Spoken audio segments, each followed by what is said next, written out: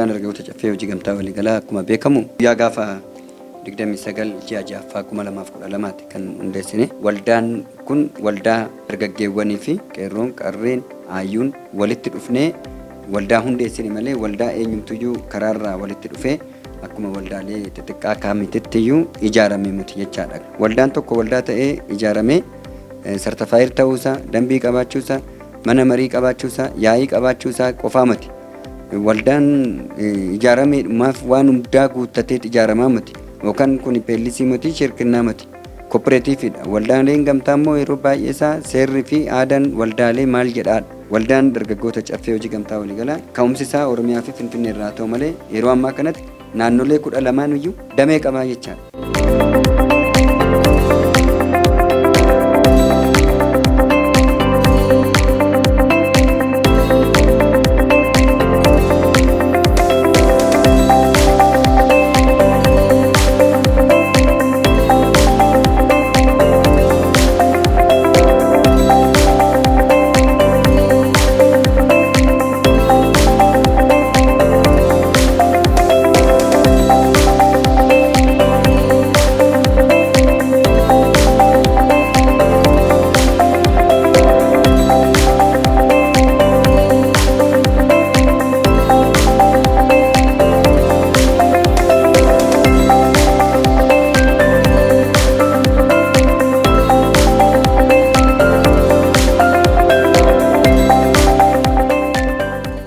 Waldaa kana keessatti waan sadi jira. Miseensa hin qabna, miseensa cimaa qabna, akkasumas obboleessa hin qabna. Obboleessa hin jennu kooreewwan gaggeessitoota daggatti aarsaa kaffalanii volontariidhaan hojiirra oolanidha jechaadha. Miseensota keenya moo jennu miseensota jabaatanii obsaan waan hundaayyuu waan ajajaman hojjechaa sagalee nuu ta'a. Waldaadhaaf koomentii gaarii sagalee kan ta'an, humna kan ta'an, inerjiit kan ta'anii handeemsisanii miseensa jajjaboo jennaa jechaadha. Bineensa hin qabnaa jechaadha. Miseensota keessaa bineensa hin qabnaa jechaadha. Bineensi yeroo marasaa hojiin isaa maaliin waan hadhaa barreessuu maqaa jaarmiyaa dinagdee uummata Oromootis ta'e kamiyyuu xureessuu hojiin isaa idileedha. Cabsuu malee cimsuu kan hin beekne, dadhabsiisuu malee jajjabeessuu kan hin beekne, duubatti harkisuu malee fuulduratti dhiibuu kan hin beekne, hambisuu malee dabarsuu kan hin beekne aadaan kooperaatiivii garaa bal'ina barsiisa. Kanaaf waldaan keenya yeroo ammaa kanatti naannolee hunda bira ga'ee jira. Daangaa aga daangaatti Oromiyaa martuu waliin ga'e jechuun hin danda'ama. Garuu biirooleen nu hafu bakka nu hafanitti babbanachuudhaan itti kan fufnu ta'a. Yeroo muraasatu nu hafa jechaadha.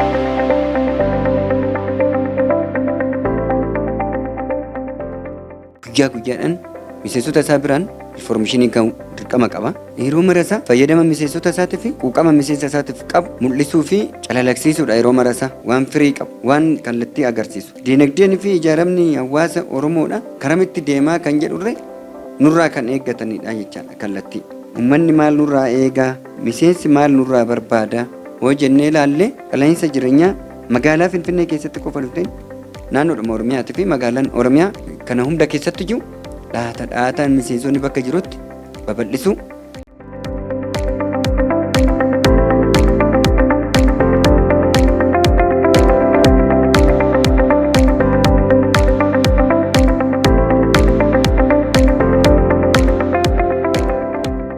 Mul'ata waldaa kana keessaa tokkicha irratti qofa ijoodha jennee xiyyeeffannee isa qofa irratti eegna waan baay'eedhaan alagaan fi diinni nu dursaa jechaadha. Akka nu dursineef waan kaanis hojjechaa hangaftummaa kan qabu irratti immoo sirritti karaa hundaanuu xiyyeeffachuudhaan wal fudhannee fuulduratti deemuun dirqama keenya ta'a jechaadha.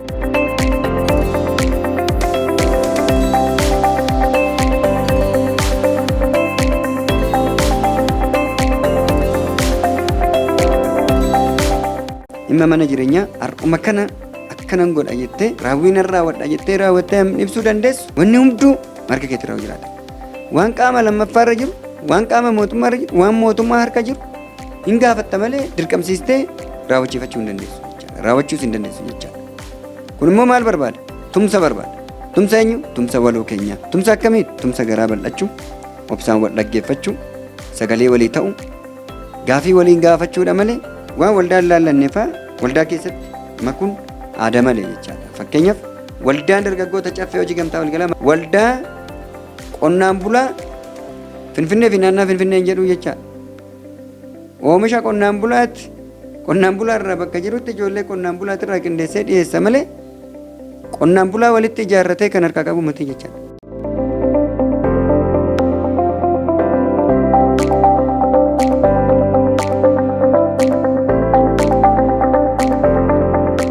Gabaa bunaa biyya keessatti makamnee jirra.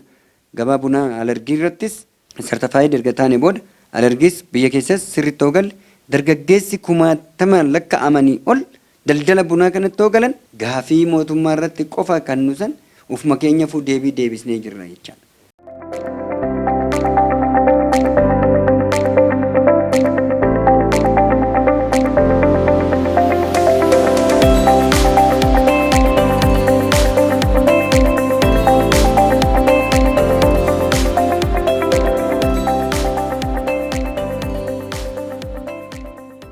Ilaalcha keenya bal'isuu qabnaa jechaadha.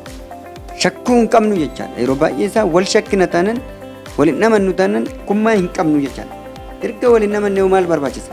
Akkuma miseensummaa keessatti yoo galtu jaalattee galtetti akkuma seentetti nagaadhaan fedhii keetiin iyyattee waan as keessaa waldaa keessaa qabeenya qaba maallaqa qaba jedhu jiraatu fudhatee fayyadama isaa eegsisatee fayyadamee ba'uu danda'a nagaa malee jaarmiyaa sabni bal'aan abdii irratti gatatee aarsaa guddaan aarsaan lubbuudhaan itti kaffalame gonguma maqaa dhaa'uunis xureessuunis cabsuunis himachuunis komachuunis hin danda'amu jechaadha. Abbaan fedhe waan shakke qaamaan dhiyaatee gaafachuu hin danda'a jechaadha. Qaamaan dhiyaatee gaafachuu danda'a.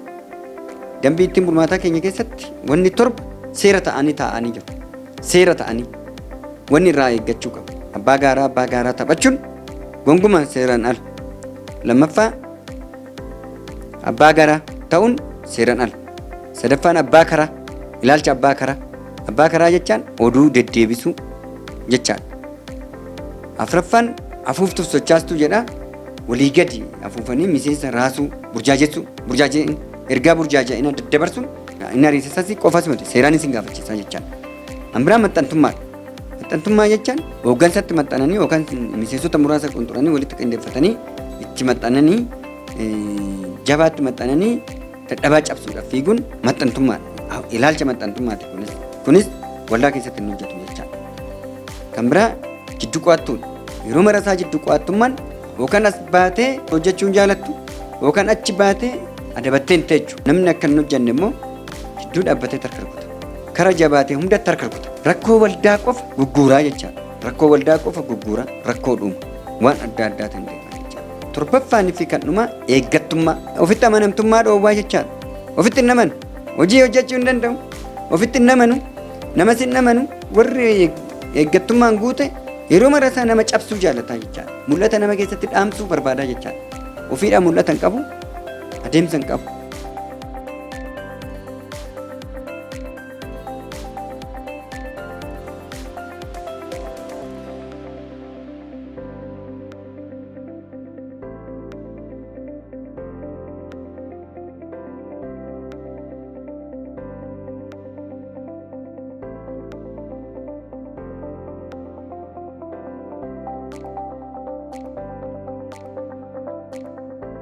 Jijjiirama barii dargaggeessi Oromoo Finfinneetti galu akka galuuf balbala taaneef jira. Maallaqa waldaadhaa waggaan ooditii kan goonu ji'a 3 inspeekshin kan goosisnu qabeenya keenya bebbeeksisnuuf miseensa akka beekatee qabatuuf haqa qabeessummaa keenya akka baraniif ofitti amanamtummaa akka amanamtummaan keenya dabaluufis fayyada.